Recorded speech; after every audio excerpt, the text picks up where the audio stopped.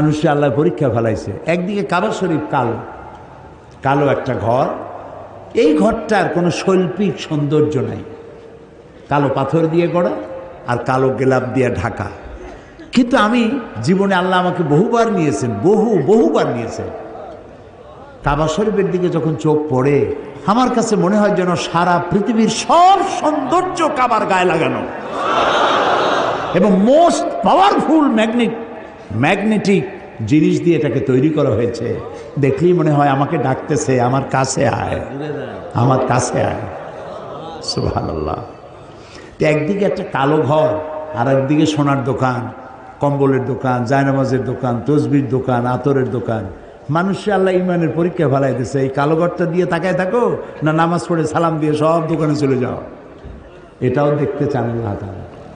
বহু লোক আছে যারা নামাজ পড়ে, এখানে অনবরত 120টা রহমত নাজিল হয়। কয়টা?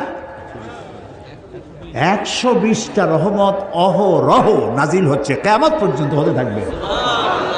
যারা তাওয়াফ করতে থাকবে তারা পাবে 60টা, যারা নামাজ পড়বে তারা পাবে 40টা, আর যারা তাকায় থাকবে, শুধু ঘরের দিকে তাকায় থাকবে, তারা পাবে 20টা।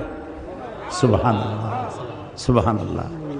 এত মানুষ, লক্ষ লক্ষ মানুষ, নারী আর পুরুষ, কি সুন্দরী সুন্দর মানুষ, এত সুন্দর মানুষ আপনি কয় জায়গায় দেখবেন।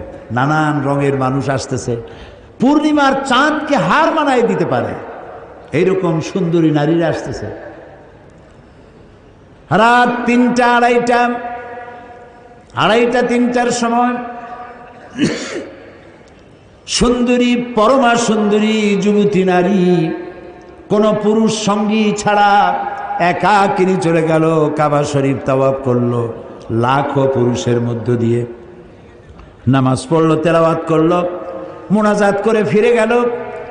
কোনো পুরুষের বাবা আর হিম্মত নাই, একবার চেহারা দেখেছে, ভালো লেগেছে বলে দ্বিতীয়বার চেহারা উপভোগ করার জন্য নারীর দিকে আর তাকায় না।